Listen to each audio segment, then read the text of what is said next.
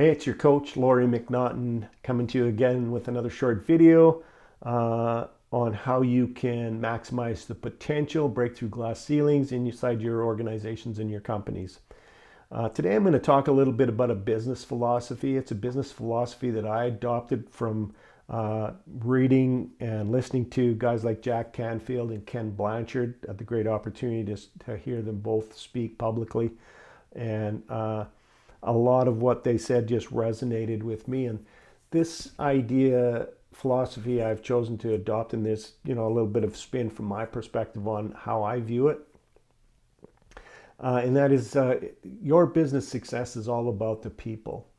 When you put people first, you're going to maximize their potential. So if you look at it from the perspective, and I can't remember if it was Jack Canfield or Ken Blanchard that said this, but if you become the employer of choice and the supplier of choice, it's pretty hard to fail, and it's pretty hard not to be able to maximize the potential and take your company to higher levels. Now, as I've said in many of the videos before, I've been doing this for 20 years now. Well, not quite 20 years, but it's going to be 20 years in January of this 2024. And all of the companies that I worked with that adopted this sort of people first philosophy had the best results working with me and with their teams. The biggest growth in revenue, biggest growth in profit, biggest growth in overall employee satisfaction and customer satisfaction came from companies who adopted this idea that it's people first. In fact, they know that a healthy bottom line in their company comes from this concept of having the best employees and the best customers and the best suppliers all working together to provide a wow factor, delight factor for their customers and clients. So I always say profit is a result of creating a motivating culture for your team that they go out and treat your customers like gold. Now, there's a few things that need to happen in order for you to do that. And like I said, I've been doing this for almost 20 years now, and I've worked with, 300 plus companies. And I can say, again, emphatically, that the companies that embrace this people first attitude had the best results. But here's the thing, they had leaders who understood what leadership is really all about. And leadership is not about being the smartest person in the room.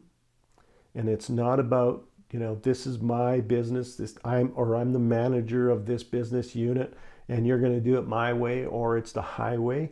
Those people, all they do is develop a lot of distrust in their companies and organizations, and you never get the best out of people because they're always in fight, flight, or freeze or appease, meaning I'll say whatever you want me to say just so that you'll go away and leave me alone.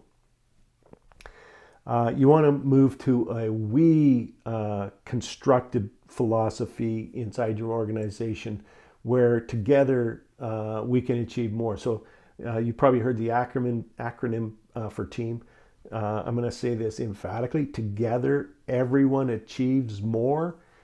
Just think about this for just a moment, because we seem to be sort of in this divided kind of camps recently, which I just see we're not showing up at our best. If you can imagine for a minute, I live in Canada, but let's just say the best and brightest people in Canada got together with the best and brightest people in the United States of America, and got together the best and brightest people from China and the best and brightest people from Russia, the best and brightest people from Germany, the best and brightest people from the Ukraine, the best and brightest people from pick any country, and got them all together working towards a common goal of creating a world where humanity can thrive and everybody could have a great life. What could we accomplish? So I believe in this, and I say that together everybody can achieve more. Think about this from your own personal team.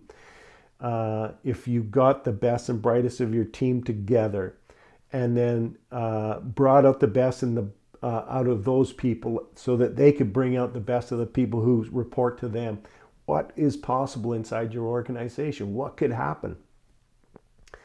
So, because once you're in this we, people feel safe. And when people feel safe, they open up more. People who are in fear close down more. And this is scientifically, biologically a proven fact through, all kinds of tests that have been done over the decades. And you've all heard about the fight, flight, freeze, maybe not appease. That's a different word that I've added from reading that I've done.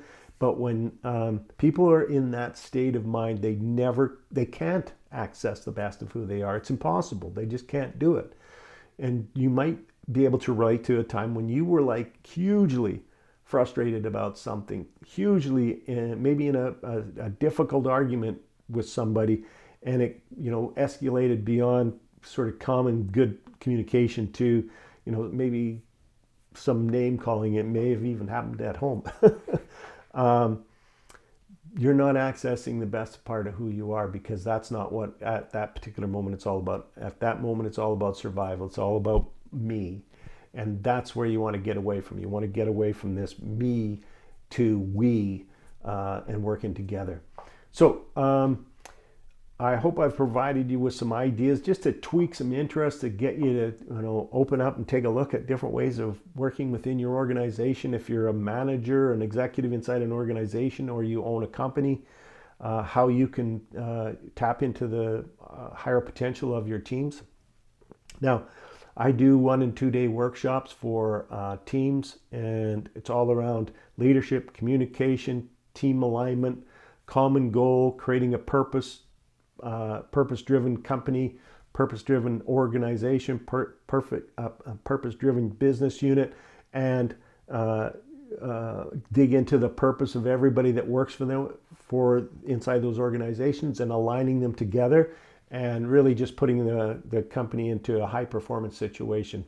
So if you're interested in talking about the possibility of me working with you and putting on a workshop, which in some instances can come with some coaching, just go to lauriemcnaughton.com and click on the front page. Actually, that'll be the page, obviously, that it opens on. And just go down, there's a link in there. You can book a 15-minute discovery meeting in there, and we'll have a quick call and spend just a few minutes talking about the challenge that you're facing. And I'll talk a little bit more about my approach, my philosophy, my ideas. And then if you think that there's some value in us working together, then we will book a longer meeting to sit down and talk, whether that's in face-to-face or on Zoom. It doesn't really matter. And that's where it all starts. And then we'll go from there. So again, go to lauriemcnaughton.com, book yourself a 50-minute discovery meeting, and let's have a conversation about how we can tune up, turn on, inspire, enroll, and motivate your team to become the best that they can be inside your organization. Thanks for listening. By the way, as all these people in these videos say, subscribe. There'll be future videos coming. I try to keep them, I know this one's a little bit longer, I try to keep them a little bit shorter, but add as much value as I possibly can in that short period of time. By the way, I just want to say one thing. For anybody who is working within an organization or a company right now that, they're doing quite well, but there seems to be a lot of turnover, a lot of turmoil within the organization. First of all, you should reach out to me and I'll come in and help you. But read this book, It's Your Ship, by Captain Michael D. Abershoff. And it's a great book. It's how he took over the captain of the worst ship in the United States Navy and turned it into the #1 ship in the United States Navy. So great book to read for those of you who are struggling with leadership and or are looking to become the best leaders that you can be. Thanks again. I look forward to the opportunity to working with you someday.